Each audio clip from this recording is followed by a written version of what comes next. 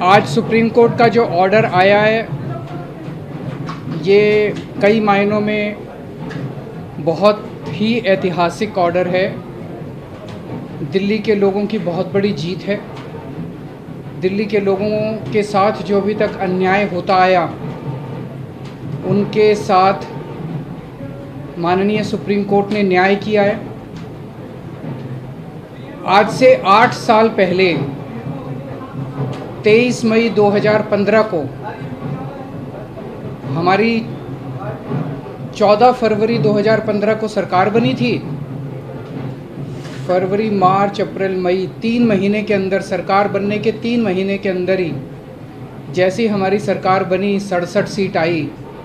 3 महीने के अंदर ही प्रधानमंत्री जी ने एक आदेश पारित करवाया केंद्र सरकार से कि दिल्ली के सर्विसेज के मामले अब दिल्ली की मुख्यमंत्री के पास नहीं रहेंगे, वो एलजी के पास रहेंगे या केंद्र सरकार के पास रहेंगे। इसका क्या मतलब हुआ? इसका मतलब ये हुआ कि दिल्ली सरकार में काम करने वाले जितने भी ऑफिसर हैं, जितने भी कर्मचारी हैं, ऊपर से लेके नीचे तक, आईएएस अफसर से क्लास ए से लेके क्लास 4 कर्मचारी तक, चपरासी तक, सारे कर्मचारियों की ट्रांसफ़र पोस्टिंग, उनकी डिसिप्लिनरी प्रोसीडिंग्स, नई अपॉइंटमेंट, पोस्ट क्रिएट करना, पोस्ट एबॉलिश करना, पक्के करना, ये सारा जो है ये अब दिल्ली की चुनी हुई सरकार के पास नहीं होगा। यानी कि अगर मैं मुख्यमंत्री हूँ, मेरे सामने कोई कर्मचारी रिश्वत ले रहा है, मैं उसे सस्पेंड भी नहीं कर सकता, मैं उसकी ट्रांसफ़र नहीं कर सकता। एजुकेशन सेक्रेटरी कौन होगा ये हम नहीं तय कर सकते, हेल्थ सेक्रेटरी कौन होगा ये हम नहीं तय कर सकते। ये आदेश प्रधानमंत्री जी ने 23 मई 2015 को पारित किया। 8 साल को इस्तेमाल करके दिल्ली के कामों को जानबूझ के रोका गया। हम दिल्ली में स्कूल अच्छे करना चाहते थे तो वो जानबूझ के ऐसा एजुकेशन सेक्रेटरी बिठाएंगे जो कि काम ना करे। हम अगर मोहल्ला क्लिनिक बनाना चाहते हैं तो जानबूझ के ऐसा हेल्थ सेक्रेटरी बनाया जाएगा जो कि काम ना करे। जानबूझ के ऐसा फाइनेंस सेक्रेटरी बिठाया जाएगा जो हर चीज़ के अंदर अड़ंगा अड़ाए। तो इसको इस्तेमाल करके दिल्ली के हर काम को रोका गया। एक तरह से मेरे दोनों हाथ बांध दिए गए पीछे और मुझे नदी में फेंक दिया गया कि अब तैरो। ये तो ऊपर वाले का शुक्र है कि दोनों हाथ बंधे हुए होने के बावजूद भी हम किसी तरह से तैरते रहे और ऊपर वाला हमारा साथ देता रहा। इन सारी कठिनाइयों के बावजूद दिल्ली के अंदर हम लोगों ने इतना शानदार काम किया पिछले 8 साल के अंदर। तो आप सोच सकते हैं कि अगर हमारे पास पूरी पावर होती तो हम कितना ज़्यादा काम कर सकते थे। आज हम सुप्रीम कोर्ट के जस्टिस चंद्रचूड़ के जो और 4 जजेस हैं उस बेंच में, संविधान पीठ में, उन सब के तहे दिल से शुक्रिया अदा करते हैं कि उन्होंने हमारे साथ न्याय किया। मैं दिल्ली की जनता को केवल नहीं देना चाहता, बधाई देना चाहता हूं और उनका शुक्रिया करना चाहता हूं कि जो इतना लंबा संघर्ष था, उस संघर्ष में दिल्ली की जनता ने मेरा साथ दिया। दिल्ली की जनता के साथ के बिना मैं कुछ नहीं कर सकता था। आज जो ये इतनी बड़ी जीत हुई है ये उन्हीं के आशीर्वाद, दिल्ली की जनता के आशीर्वाद और उनके साथ का, उनके सहयोग का नतीजा है। कदम कदम पे उन्होंने मेरा साथ दिया दिल्ली की जनता ने। अब हमें एक बहुत बड़ा मौका मिला है। दिल्ली का काम जो है अब ये 10 गुना स्पीड से होगा। आज के आदेश के बाद बहुत बड़े बड़े काम होंगे अब दिल्ली के अंदर जो सोच भी नहीं सकते। सबसे इम्पोर्टेंट है हमें एक ऐसा प्रशासन देना है दिल्ली के लोगों को जो कि रेस्पॉन्सिव हो, जो कि जनता की ज़रूरतों के प्रति सिंपैथेटिक और कंपैशनेट हो। तो अगले कुछ दिनों के अंदर आप देखेंगे बहुत बड़ा प्रशासनिक फेरबदल होगा। कई सारे ऑफिसर्स को, कर्मचारियों को ट्रांसफ़र किया जाएगा इस आधार पे कि उन्होंने अभी तक कैसा काम किया। कुछ ऐसे ऑफिसर्स हैं, कुछ ऐसे कर्मचारी हैं जिन्होंने पिछले कुछ महीनों में, 1 डेढ़ साल में दिल्ली की जनता के काम रोके। कुछ ऐसे ऑफिसर्स हैं जिन्होंने दिल्ली में मोहल्ला क्लिनिक में दवाइयां बंद करा दी, अस्पतालों के अंदर दवाइयां बंद करा दी, जल बोर्ड की पेमेंट रोक के कई जगह पानी बंद करा दिया। ऐसे कर्मचारियों को, ऑफिसर्स को चिन्हित करके उनको अपने कर्मों का फल तो भुगतना पड़ेगा। लेकिन बहुत सारे ऐसे कर्मचारी और ऑफिसर्स हैं जो बहुत घुटन महसूस कर रहे थे, ईमानदार लोग हैं, काम करना चाहते हैं। उन सारे कर्मचारियों को, उन सारे ऑफिसर्स को मौका मिलेगा काम करने का। उन सबको जो डेडवुड है, जो करप्ट हैं, जो इनएफिशिएंट हैं, उनको अच्छी पोस्टों से हटा के साइड किया जाएगा, और जो अच्छे हैं, एफिशिएंट हैं, ईमानदार हैं, रिस्पॉन्सिव हैं, कंपैशनेट हैं, उन लोगों को, उन सारे अधिकारियों को और कर्मचारियों को मौका दिया जाएगा कि वो दिल्ली की जनता की सेवा कर सकें। सारे प्रशासनिक सिस्टम को भी दुरुस्त किया जाएगा। ये सारा सिस्टम भी सड़ा गला सिस्टम है। ऐसा सिस्टम बनाया जाएगा जो जनता के प्रति जवाबदेह हो और जनता के लिए रिस्पॉन्सिव हो, जनता की ज़रूरतों के प्रति रिस्पॉन्सिव हो। तो व्यवस्था के अंदर जितनी कमियां हैं, इन सारी कमियों को दूर किया जाएगा। तो पूरे सिस्टम को और ऑफिसर्स को और कर्मचारियों को जनता के प्रति जवाबदेह बनाया जाएगा और जनता के लिए रिस्पॉन्सिव बनाया जाएगा। एक लीन एंड थिन गवर्नमेंट तैयार की जाएगी। Lean, thin, responsive, compassionate and accountable government.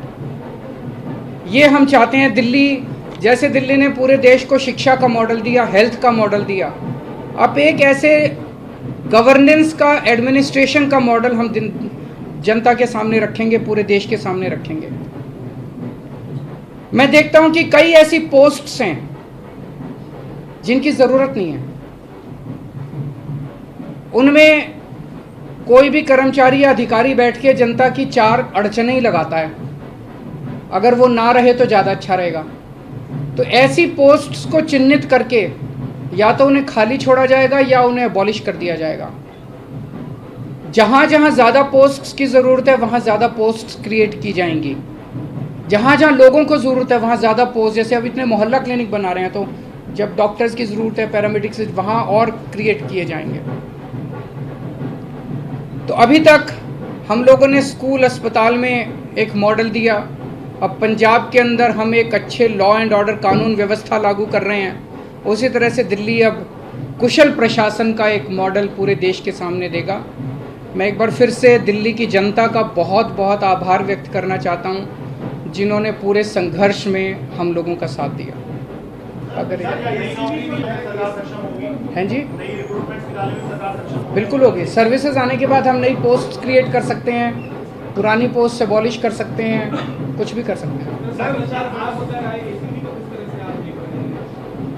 ACB अभी चुनी हुई सरकार के पास नहीं है, लेकिन विजिलेंस अब आ गया है। तो जो लोग अगर गलत काम करेंगे, भ्रष्टाचार करेंगे, कानून के हिसाब से काम नहीं करेंगे, उनके ऊपर विजिलेंस की कार्रवाई, डिसिप्लिनरी प्रोसीडिंग्स, विजिलेंस प्रोसीडिंग्स की जा सकती हैं। सर, शाम को आप एलजी साहब से मिलने जा रहे हैं, उसमें क्या बातचीत होने की संभावना है? क्या आप उनसे करेंगे कि वो अब और किसी प्रकार का अड़ंगा ना लगाए, और सुप्रीम कोर्ट ने जो निर्देश दिया उनसे आशीर्वाद लेने जा रहा हूँ। आपको लग रहा है कि ये पावर तो मिल गई है, पावर से ज्यादा जिम्मेदारी बढ़ गई है अब आपकी, क्योंकि अब तक आप बहुत सारी अड़चनें भी आपने बताई, लेकिन अब वो काम आपको कराने ही होंगे। नहीं, जिम्मेदारी तो पहले भी थी, वो जिम्मेदारी विदाउट पावर थी। अब जिम्मेदारी विद पावर आ गई है। जिम्मेदार देखिए, जब भी जनता वोट देती थी तो वो तो यही कहती थी, जी हमने तो केजरीवाल को वोट दे दिया, अब केजरीवाल जाने पावर है कि नहीं है उसके पास। जनता को कि बेचारों को क्या पता TDR क्या होता है, आर्टिकल 239AA4 क्या होता है, उनको क्या पता बेचारों को। जनता तो वोट दे देती है, लेकिन हमारे पास पहले उन जिम्मेदारियों को पूरा करने की पावर नहीं थी, शक्ति नहीं थी। अब शक्ति दे दी है सुप्रीम कोर्ट ने हमें। सर, पहले जो आपके काम है, अगर आप याद दिलाना चाहें, कौन सी ऐसी फाइल है जो अटकी हुई है और कौन से ऐसे काम है जो आप करना चाहेंगे तुरंत? ऐसे बहुत सारे काम हैं जो पिछले कई सालों में अटके। पिछले 1 साल के अंदर तो आपने देखा कि किस तरह से पिछले साल लास्ट के महीने नवंबर तक आते आते मोहल्ला क्लिनिक के अंदर लैब टेस्ट्स बंद हो गए थे, दवाइयाँ बंद हो गई थी। जल बोर्ड जो है, बजट, असेंबली ने बजट पास कर दिया, लेकिन कुछ ऑफिसर जो हैं वो बजट रिलीज़ नहीं कर रहे थे। हर डिपार्टमेंट का गला घोंट दिया गया था अफसरों को के ज़रिए, वो अब बंद हो जाएगा। अब जितने जो असेंबली के अंदर हम बजट प्रेजेंट करते हैं और जो जनता की बात रखते हैं, वो सारी चीज़ें अब हम कर पाएंगे। सर, अधिकारियों की मीटिंग आपने बुलाई है, बड़े अधिकारियों, क्योंकि कहा जाता रहा है कि एजी की यदि अब तक सीएस काम करते रहे तो क्या उन्हें मीटिंग के लिए आपने बुलाया? ज़रूर बुलाएंगे, अब आने वाले टाइम में मीटिंग्स तो होती रहेंगी। सर, अभी हाल के दिनों में बहुत सारे ऐसे फैसले एलजी ने लिए जो कि मतलब सरकार के अधिकारों का उल्लंघन करके खुद से लिए गए। क्या अब उन फैसलों को रिव्यू भी किया जाएगा? वो फैसले कई सारे गलत हैं, इनफैक्ट कई सारे तो सुप्रीम कोर्ट में पेंडिंग है। कल एल्डरमैन का केस आ रहा है सुप्रीम कोर्ट के अंदर, ट्यूसडे को डीआरसी के चेयरमैन की अपॉइंटमेंट का केस आ रहा है, फिनलैंड जो हमारे टीचर्स को नहीं जाने दिया उसका केस सुप्रीम कोर्ट के अंदर पेंडिंग है। जब मेंशन ही किया था हमने ये केसेस तीनों, तो सुप्रीम कोर्ट की टिप्पणी काफ़ी तल्ख थी कि ये कैसे एलजी साहब रोक सकते हैं। एल्डरमैन की अपॉइंटमेंट बिल्कुल गलत हुई है। जो डीआरसी के चेयरमैन 4 महीने से फाइल एलजी साहब के पास पड़ी हुई थी, एलजी साहब ने अपॉइंटमेंट नहीं होने दी, तो हमें सुप्रीम कोर्ट जाना पड़ा। मुझे लगता है कि अब इतना सुप्रीम कोर्ट जाने की, हाई कोर्ट जाने की ज़रूरत शायद ना पड़े। अब शायद हम अपने स्तर के ऊपर ही कई सारे निर्णय ले सकते हैं।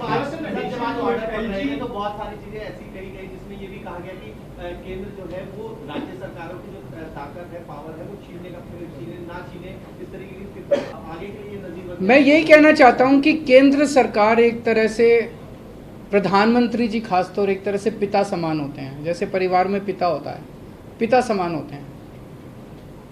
पिता की जिम्मेदारी होती है कि सारे बच्चों को अच्छे से उनका पालन पोषण करें। अगर दिल्ली में आम आदमी पार्टी की सरकार है तो वो हमारे भी प्रधानमंत्री हैं, हम भी उन्हीं की तरफ देखते हैं। चाहे बीजेपी की किसी राज्य में सरकार है, किसी में कांग्रेस की सरकार है, किसी में आम आदमी पार्टी की सरकार है, वो सारे के सारे प्रधानमंत्री को एक तरह से पिता समान देखते हैं कि भाई ये कोई मुसीबत आएगी तो हमारी मदद करेंगे। लेकिन अगर जैसे ये 23 मई 2015 को आदेश पारित करके दिल्ली सरकार की पावर छीन ली गई, 8 साल तक हमें बिना पावर के काम करना पड़ा, काम रुक गया, किसका फ़ायदा हुआ? आज सुप्रीम कोर्ट ने साबित कर दिया कि ये गलत था, ये ऑर्डर बिल्कुल गैर संवैधानिक ऑर्डर था। जितनी सख्त लैंग्वेज के अंदर सुप्रीम कोर्ट ने बोला है, उससे ये साफ जाहिर है कि ये ऑर्डर केंद्र सरकार का बिल्कुल गलत था। तो इतना गलत ऑर्डर उन्होंने पास किया, तो उसका मतलब तो यही था कि आम आदमी पार्टी की दिल्ली की सरकार को फेल करना उसका मकसद था, और तो कोई मकसद नहीं था। देश का तो भला नहीं हुआ, दिल्ली का तो भला नहीं हुआ, केवल और केवल लोगों का नुकसान हुआ। ये नहीं करना चाहिए। चुनाव में लड़ते हैं, राजनीति कर लो, चुनाव में एक दूसरे को जो बोलना है बोल लो, लेकिन चुनाव खत्म होने के बाद चाहे कोई बीजेपी की सरकार है, चाहे कांग्रेस की सरकार है, आम आदमी पार्टी की, हम सबको मिलकर काम करना चाहिए। वो देखेंगे, अभी तो ऑर्डर है।